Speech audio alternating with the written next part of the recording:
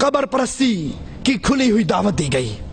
Cover परस्ती की दावत, बुजुर्गों से, मरे हुए बुजुर्गों से मदद मांगने की दावत, उनसे मसाइल हल करवाने की दावत, ये फदाइल सदकात है। सफ़ा इसका 716 है। कहते हैं हमारे एक आदमी थे मिस्र में, एक साहिब खैर, कोई दलील नहीं, एक बंदा आवाज पे ध्यान दिए, मिस्र में एक साहिब खैर जरूरतमंद फकीरों को चंदा इकट्ठा करके देते थे। एक फकीर आया, चंदा मांगा, कहीं से ना मिला, हर जगह से मांगा। आखिर में एक सखी की कब्र पे जाकर बैठकर सारा हाल सुना दिया कि ये गरीब है, इसको कुछ नहीं मिल रहा, और आकर अपने पास से 1 दिनार तोड़ा, आधा उसको दिया, आधा जेब में रखा। रात को ये कब्र वाला ख्वाब में आया, कहने लगा उस वक्त मुझे बोलने की इजाजत नहीं थी, मैंने बातें तेरी सारी सुन ली थी, बोलने की इजाजत नहीं थी। मेरे घर में जाओ, उन्हें को चूल्हे के नीचे जो मर्तबान है वो फाड़ो और वहां सोने और शर्फी दफन है वो मुझे दे दो। ये गए, जगह फाड़ी, सोना निकाला और फिर उन घर वालों से कहने लगा ख्वाब की बात है, हकीकत नहीं हुआ करती, तुम सोना रख लो। कहा बड़ी बेगैरती है, वो मर के भी सदा सखावत कर रहा है और हम जिंदे इस पे कब्जा कर ले। कब्र वाले पर जाओ, कब्र वाले के पास बैठो और वहां जाके अपनी मुश्किल सुनाओ। ये फदाइले हज है हमारे हाथ में। इसका सफा 138 है। कहते हैं एक आदमी मरा, उसके विरसे के अंदर रसूलुल्लाह सल्लम के बाल भी आए। एक भाई ने सारे बाल ले लिए और एक भाई ने माल ले लिया। माल वाले का माल खत्म हो गया, बाल वाले को अल्लाह ने बड़ा माल दिया। फिर जब ये मर गया, मौलवी ज़िक्रिया साहब कहते हैं हमारे सुलहा के ख्वाब में अल्लाह के नबी आए, कहा किसी को कोई मसला हो वो इसकी कब्र पे बैठकर दुआ करे, उसका मसला खत्म हो जाएगा।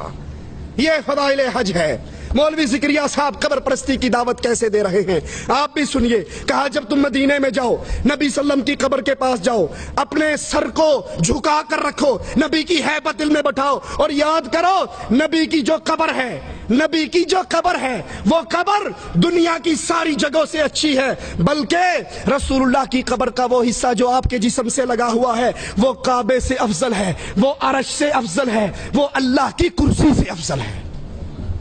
फिर बैतुल्लाह का तवाफ छोड़ के इसी कब्रों का तवाफ किया जाए ना। हमारे पास तारिक जमील साहब की कैसेट यहीं पर मौजूद है, कोई भाई लेना चाहे तो दे सकते हैं। मोरी शरीफ के दरबार पे गए 19 अमीरों को लेकर, फिर उनका खिताब हुआ दरबार पे। उनके खिताब से पहले गद्दी नशीन ने खिताब किया। उसने कहा मौलवी तारिक जमील और 19 तबलीगी अमीरों ने जिक्र में, फिक्र में, हमद में, नात में, कवाली में, समा में, वजद में, एक एक काम में शिरकत की। हम समझते थे हमारे दरमियान बड़ा फर्क है, लेकिन मौलवी साहब का अमल देख के हमें तो यकीन हो गया हमारे दरमियान बनना तो बड़ा होता है, बन्नी का फर्क भी नहीं है।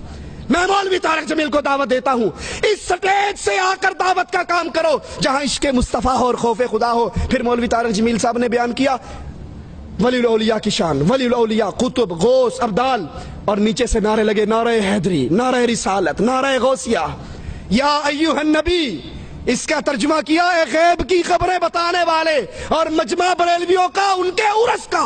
नीचे से नारा लगा, नारे रिसालत। ये कब्र परस्ती की दावत है। कब्रों पे बैठो, कब्र वालों को हाजत सुनाओ। और कुरान ऐलान करता है वल्लज़ीन यदऊन मिन दूनिल्लाह ला यख्लुकून शैआ वहुम युख्लकून अमवातुन गैरु अहया वमा यशऊरून अय्यान युबअसून।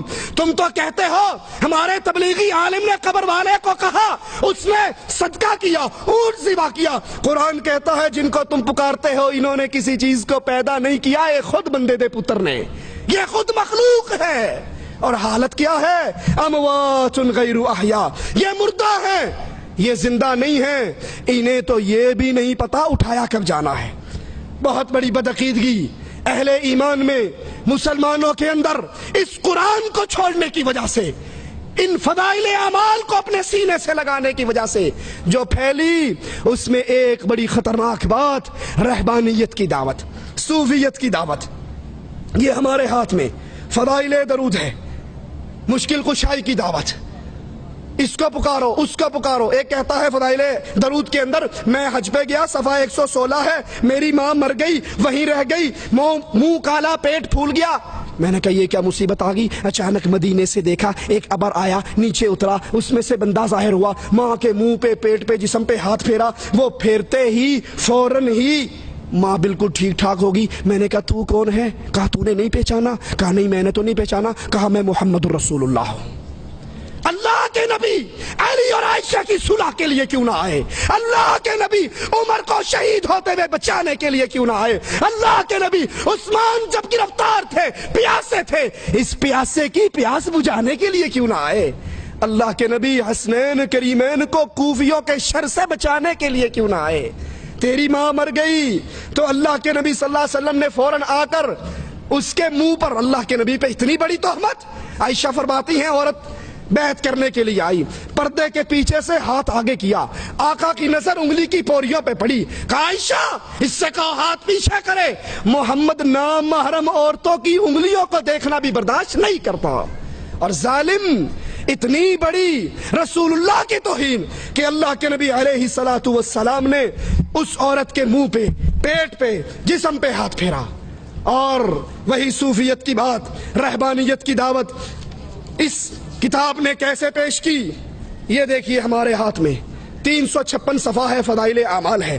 کہتے ہیں عبد الواحد مشہور صوفی ہیں، ایک روز نیند کا اتنا غلبہ ہوا، سو گئے، رات کو خواب آیا، خواب کے اندر وہی ایک حسین و جمیل خوبصورت ریشمی لباس میں لپٹی ہوئی لڑکی نظر آئی، کہنے لگی تو سو رہا ہے، فکر کر میرے لیے، بھاگ دوڑ کر اٹھے، اور اٹھنے کے بعد قسم اٹھا کر کہا آج کے بعد کبھی نہیں سوؤں گا، اور 40 سال تک عشاء کی وضو سے فجر کی نماز پڑھتے رہے۔